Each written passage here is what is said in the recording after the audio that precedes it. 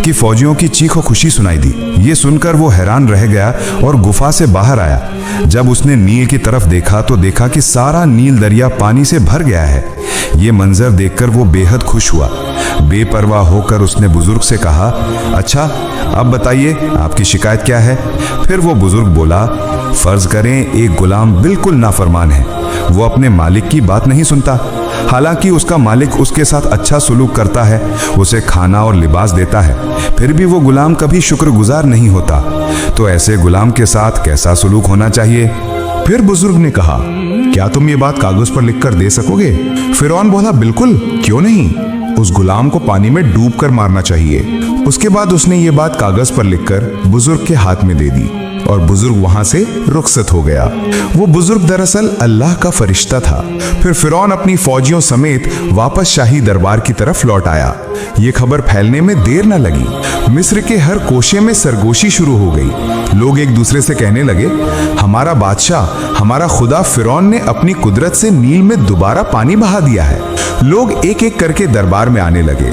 दरबार में लोगों का हुजूम लग गया। कोई खुशी मना रहा था तो कोई शुक्रगुजारी का इजहार कर रहा था। वो सर झुकाए कहने लगे, ऐ हमारे खुदा, आपने हमें मौत के मुंह से बचा लिया। हम इस एहसान को सारी जिंदगी नहीं भूलेंगे। फिरौन घुरूर से सीना फुलाकर हंसते हुए बोला, तुम डरो मत, मैं बहुत ताकतवर हूं। नील में पानी लाना तो मेरे लिए मामूली बात है। मैं तुम्हें और भी बड़े मौजिज़े दिखा सकता हूं। मैंने कहा था कि तुम्हारे लिए पानी का बंदोबस्त कर दूंगा। लोगों को उसकी बात और ज्यादा मुतहय्यर कर गई।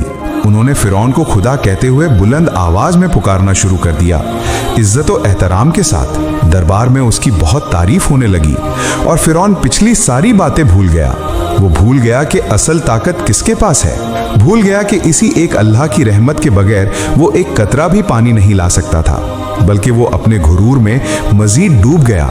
वो खुद को ऐसा महसूस करने लगा जैसे वाकई वही हर चीज का मालिक है। साल गुजरते गए। फिरौन के जुल्म सितम में इजाफा हुआ।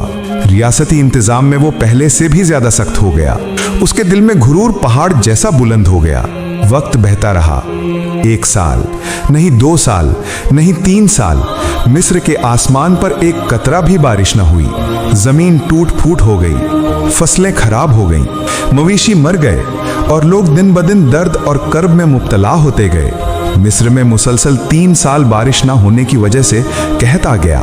आखिरकार एक दिन बेशुमार लोग फिरौन के दरबार में हाजिर हुए और सबने कहा, आप तो हमारे खुदा हैं, आप कोई इंतजाम कीजिए। मुल्क में इतना कहत पड़ गया है कि लोग भूखे मर रहे हैं। इस पर फिरौन ने गुस्से से घुराना शुरू किया और बोला, यह कहत मेरी वजह से नहीं है, इसका सबका जिम्मेदार वो मूसा है।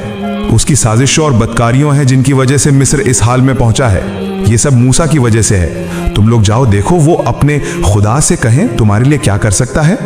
फिर सब लोग फिरौन के कहने पर हजरत मूसा अलैहिस्सलाम के पास हाजिर हुए और बोले, ए मूसा, अगर तुम अपने खुदा से कहकर हमें इस सख्त कहत की मार से बचा सकते हो तो हम मान लेंगे कि तुम अल्लाह के सच्चे नबी हो